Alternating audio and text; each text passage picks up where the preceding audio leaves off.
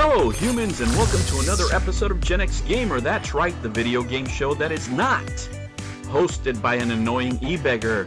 There is no Patreon, no Super Chats. That's right, we just talk about the games we love and how fun it is to hoard them.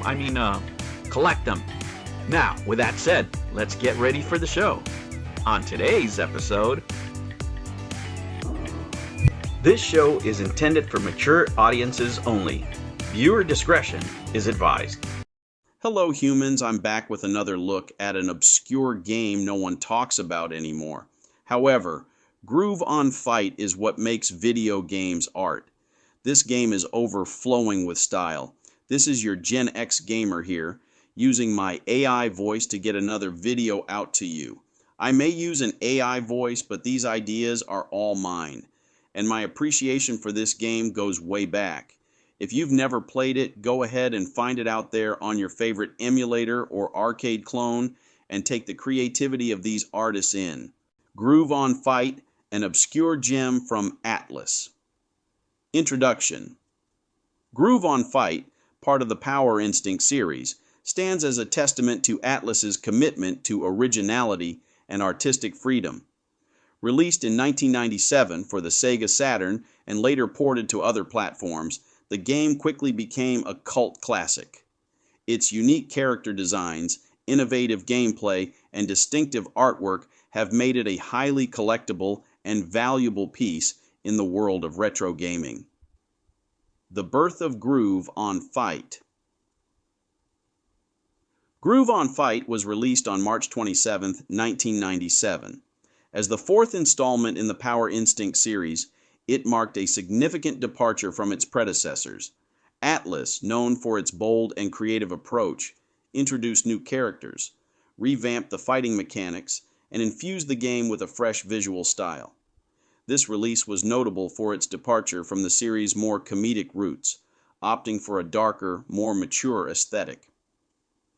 Originality and innovation. Groove on Fight stands out for its originality in both gameplay and presentation. The game introduced a tag team system, allowing players to switch between two characters during a match. This mechanic added a layer of strategy and depth that was uncommon in fighting games of the time. Additionally, the game featured unique special moves and a variety of fighting styles, making each character feel distinct and engaging. Character design and artwork. The character design in Groove on Fight is one of its most lauded aspects. Each character was meticulously crafted with a unique backstory, personality, and visual style. The game's artist, known for their distinctive approach, created designs that were both striking and memorable. Notable characters. Larry Light, a suave detective with a mysterious past. His design is reminiscent of classic film noir protagonists, blending elegance with a touch of grit. Annie Hamilton, a young girl with psychic abilities, Annie's design emphasizes her ethereal nature, with flowing garments and a serene expression. Solange, a fierce warrior with a tragic backstory. Solange's design combines traditional samurai elements with a modern twist. The artistic vision. The artwork in Groove on Fight is both vibrant and detailed, reflecting the game's unique blend of styles. The backgrounds are richly designed, each stage offering a visual feast that complements the intense action. The character animations are fluid and expressive, bringing each fighter to life in a way that few games of the era could match. Collectability and value. Groove on Fight has become a popular collectible among retro gaming enthusiasts. Its limited release and unique appeal have driven its value on the secondary market. Collectors prize original copies, especially those in good condition and complete with original packaging and manuals. Special editions and promotional items related to the game are particularly valuable. Release details. Initial release, March 27, 1997. Platforms, Sega Saturn, later ported to other platforms. Developer Publisher ATLUS Genre, fighting game modes, single player, multiplayer interviews, and creator insights. Various interviews with the creators of Groove on Fight have shed light on the game's development process and artistic vision.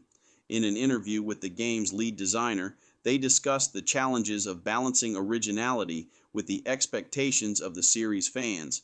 The team aimed to create a game that would stand out in the crowded fighting game market while staying true to ATLUS's reputation for innovative gameplay and compelling narratives. Let's talk about the plot straight from the wiki. The game is set 20 years after the last game in the series and is set in the year 2015. Gameplay Ume and Otane are the only returning characters from previous games. A tag system is introduced, taken from Gogetsuji Gaiden, Saikyu Densetsu.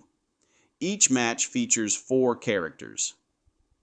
This gameplay mechanic is similar to X-Men vs. Street Fighter, where the player picks 2 characters at a time and changes them at will. Also, the player can throw any other character, including their partner. The character Bristol can summon demons, which are the same as the ones that have appeared in the Shin Megami Tensei series. After beating the game, a gallery mode can be unlocked, showing concept art for the game, including some for characters who didn't make the final version of the game. The game features up to 4 players using the Sega multi-tap. Development and release. It is the 4th game in the Goketsuji Ichizoku series. The series is known as Power Instinct in the West. Artist Range Murata worked on the game, and prior entries in the series also worked on the Saturn title Waschenroder. The game uses the 1MB or 4MB RAM expansion cart. The game was sold with and without the 1MB cart. The arcade version of the game was shown at the JAMA 96 trade show at the ATLUS booth alongside a 3D fighter known as Ultimate Domain. The arcade version used the Sega STV arcade board. The game was released for the Sega Saturn on May 16, 1997, only in Japan. The Saturn version has issues with low frame rate and long loading times. Reception. The reception of this game by the gaming press was not kind. This game is now beloved by many retro fans and people who played the arcade version, but the press was not that fond of this game. Let's recap. GameFan 71.7, GameSport 6.3 out of 10, Sega Saturn Magazine 6.33, Super Game Power 3 out of 5, Saturn Power gave it the best score of 80, J-Pop 3 out of 5, Brazilian Magazine Super Game Power gave it a 3.0 out of 5, 3 reviewers for GameFan gave the game scores of 70, 80, 65. 1 reviewer was highly critical of the game, noting that the extra 3 MB of RAM the extra memory card brought should have resulted in a better game, and noted the constant loading times and animations as the same quality as Street Fighter II. Another reviewer praised the art and cast of characters, but said that the pace of the game was rather slow and the gameplay was not bad. The last reviewer was more positive about the game, while noting that the animation quality was lacking and the super move system was easy to abuse. Despite this, however, they praised the character designs, calling them stunningly beautiful, and specifically calling out Soulless' outfit, and praised the gameplay, calling it wacky. 3 reviewers for the Japanese Sega Saturn magazine reviewed the game and gave it okay marks. In an import review for the English Saturn Power magazine, they praised the game, saying, "Groove on Fight dares to be different and looks and plays well enough to get away with it." In 2003, Edge magazine's retro special issue called the game derivative and criticized the loading times and low frame rate.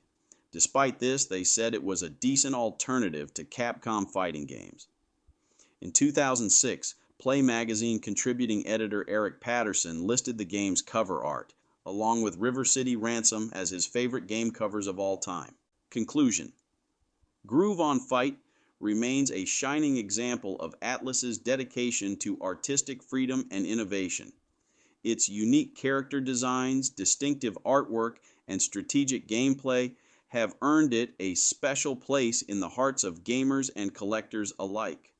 As an obscure gem in retro gaming, It continues to be celebrated for its originality and enduring appeal. New videos every Monday and Sunday. Thank you for joining me on another episode of the Gen X Gamer. Remember to like and subscribe, click that notification bell, and remember, never ever be afraid to be happy. I'll catch you on the next one. Take care.